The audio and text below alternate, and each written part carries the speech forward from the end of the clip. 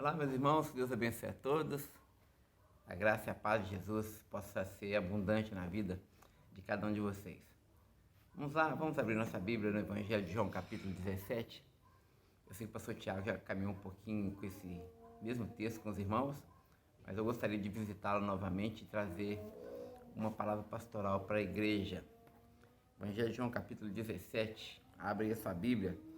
Nós vamos pensar um pouquinho a partir do verso de número 13. Diz assim, as palavras de Jesus, lembradas pelo apóstolo João. Nós estamos vendo aqui a chamada oração sacerdotal de Jesus.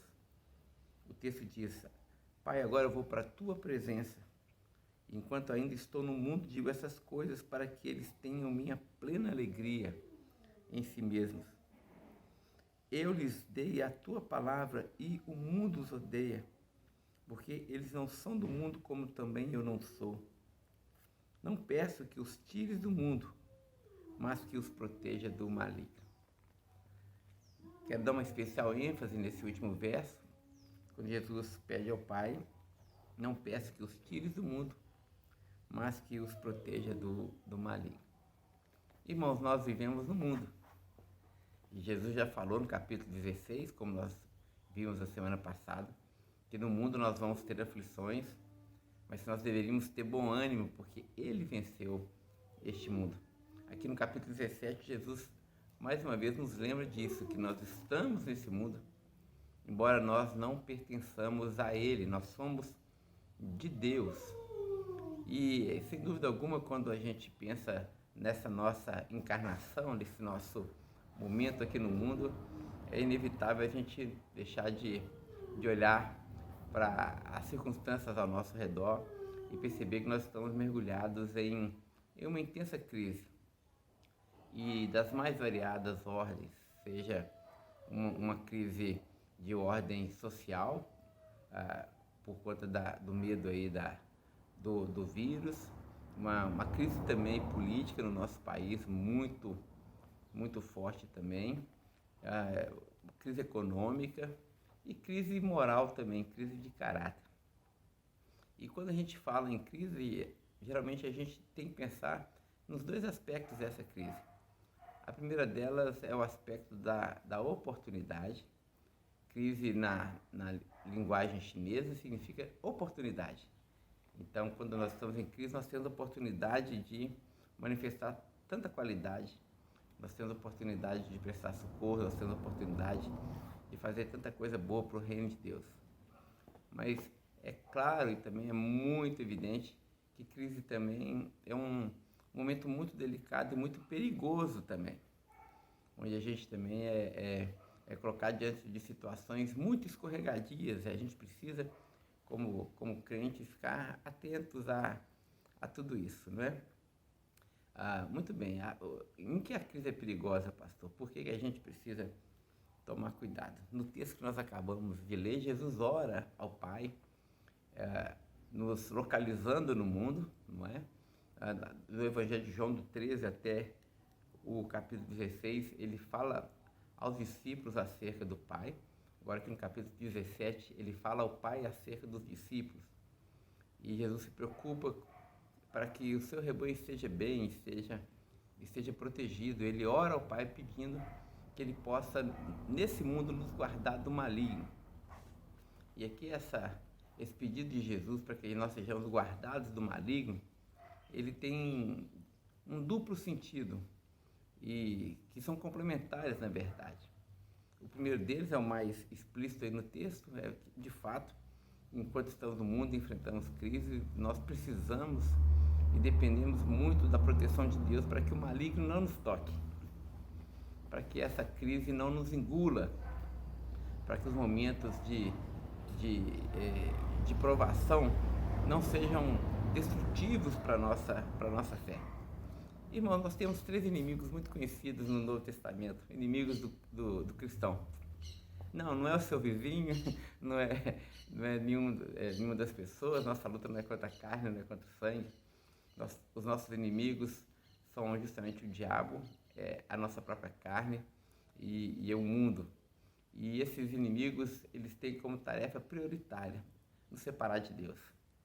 E então Jesus está dizendo e pedindo ao Pai que enquanto nós somos atacados por esses inimigos, que tentam solapar a nossa fé, que tentam nos afastar de Deus, que tentam também nos afastar uns dos outros, Jesus está dizendo aqui e pedindo ao Pai para que Ele possa nos livrar do maligno, dos ataques malignos, para que eles não nos vençam, para que eles não tenham sucesso sobre nós. Mas a segunda coisa também, o segundo aspecto desse pedido de Jesus, que é muito importante para nós, se o primeiro é nos livrar do maligno, o segundo é nos livrar de termos um coração maligno.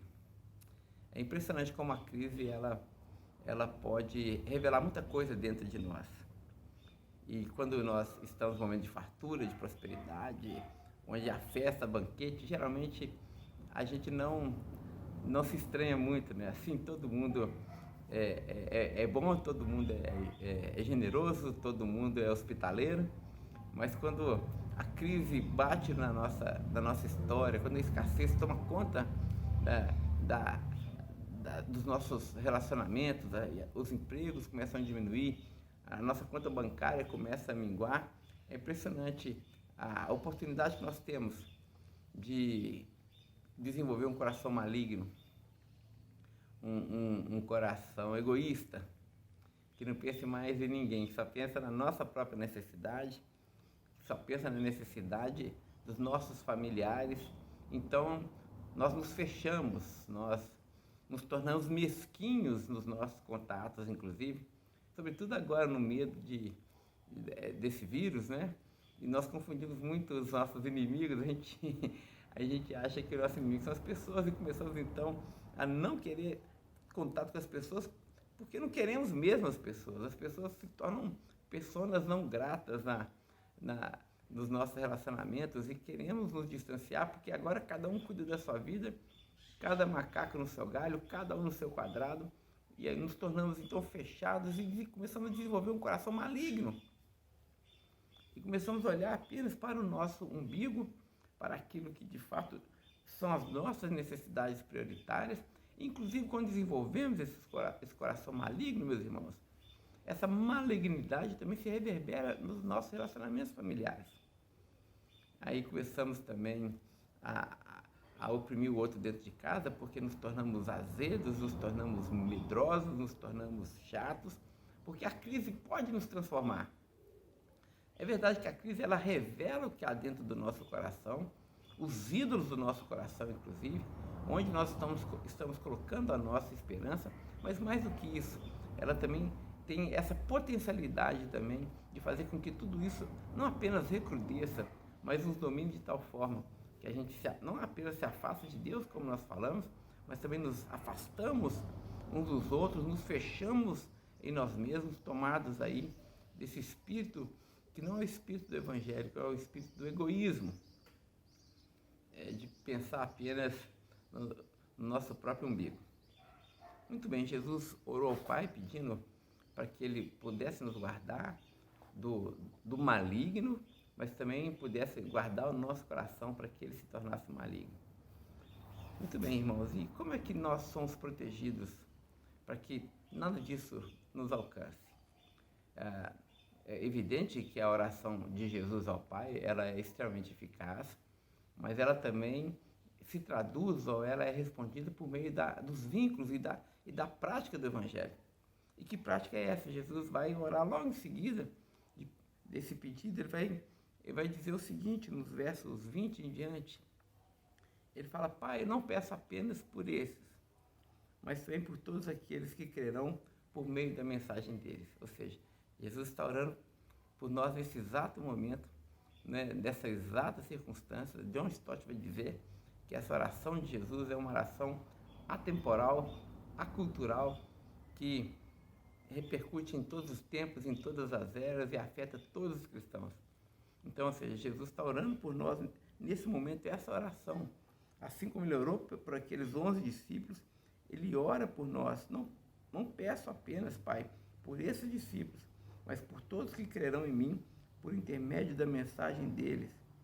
E qual é o pedido de Jesus? Minha oração é que todos eles sejam um, como nós somos um, e como tu estás em mim, Pai, e eu estou em ti, que eles também estejam em nós, para que o mundo creia que tu me enviaste. Então, qual que é o antídoto contra os ataques malignos de Satanás, os ataques malignos desse mundo e os ataques malignos da nossa carne? O que é que nos cura, ou então nos liberta e nos livra de não desenvolvermos um coração maligno? Segundo a própria oração de Jesus, é o espírito da unidade entre nós. Irmãos, nós na nossa igreja temos batido tanto nessa tecla, não é? Que nós precisamos andar em unidade. Porque quando nós andamos em unidade, nós copiamos a própria relação intertrinitária. É assim que Deus é. Deus, ele não é um em solidão, ele é um em comunhão. Então o Pai, o Filho e o Espírito dançam uma dança eterna, e essa dança é uma dança de sujeição mútua, onde um glorifica o outro, um ama o outro, um se relaciona com o outro. Nesse tempo que nós vivemos, é necessário que a gente também desenvolva esse espírito da comunhão, esse espírito da unidade. Para quê? Para que a gente seja curado e guardado de um coração maligno. Que nesse tempo de crise que nós vivemos, nós possamos encontrar nele a oportunidade de desenvolvermos ainda mais o nosso espírito de hospitalidade. E assim, Deus não é hospitaleiro, meus irmãos. Deus não nos acolhe na sua casa. Nós também precisamos acolher uns aos outros. Nós precisamos também receber uns aos outros dentro de nós. Nós precisamos deixar que o nosso irmão encontre em nós abrigo, para que ele também tenha em nós, uma pessoa distante que está cuidando da própria vida, mas uma pessoa agora próxima. Nesse tempo de isolamento social, quantas pessoas estão carentes de ouvidos, meus irmãos?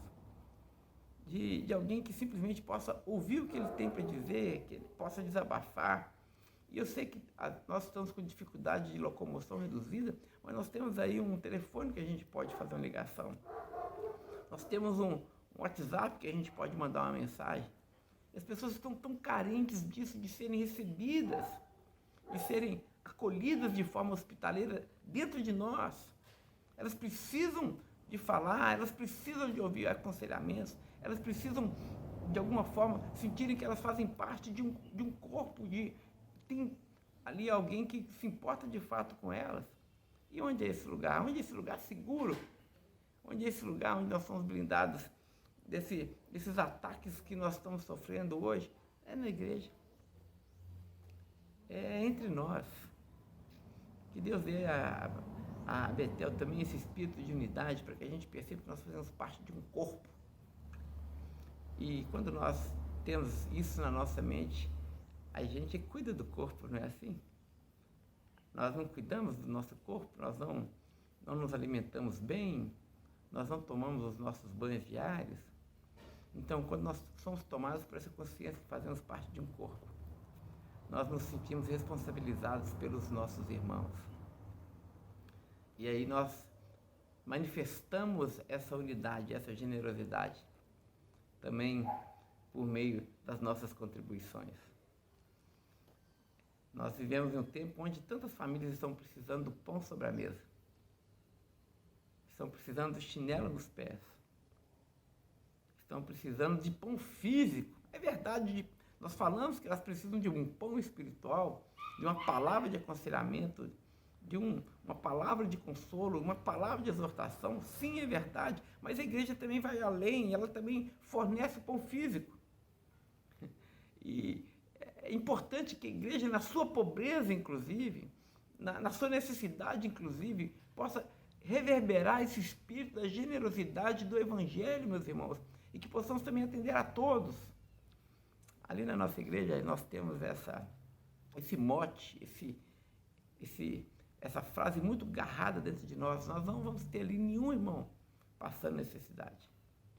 É inadmissível que na nossa igreja as pessoas não tenham o que comer sobre a sua mesa. Que nesse tempo de crise, Deus faça manifestar em nós esse espírito da unidade, para que possamos nos responsabilizar uns pelos outros. E assim, de forma muito prática, sermos generosos e sermos também hospitaleiros. Que Deus mergulhe a nossa consciência e a nossa espiritualidade nele, que é a ágape, para que essa unidade manifestada entre nós possa servir de testemunho para as pessoas que estão nos vendo. Irmãos, nós não nos cansamos de dizer, e permita repetir mais uma vez, que as pessoas aí fora estão nos lendo constantemente. Nós somos, como o apóstolo Paulo falou, as cartas vivas de Deus. E nesse tempo de crise, é uma condição sine qua non que a igreja seja unida, para que quando as pessoas nos lerem, elas percebam justamente isso, Jesus de Nazaré. Porque quando nós somos feitos um, nós não apenas somos livres dos ataques do maligno, porque nós estamos andando em unidade. Nós não apenas deixamos de ter um coração maligno também, mas mais do que isso, essa é a tarefa primária da igreja. Nós espelhamos a glória de Deus. As pessoas verão as nossas boas obras e vão dar glória ao nosso Pai que está no céu. Que assim seja a nossa conduta, que a gente caminhe assim, em plena generosidade, em plena unidade, em pleno amor e em plena hospitalidade. Que Deus nos abençoe e nos dê um domingo cheio da graça do Pai. E com a graça do Senhor nós tornamos a nos encontrar na quarta-feira. Forte abraço, meus queridos irmãos. Vamos caminhar dessa forma e até lá.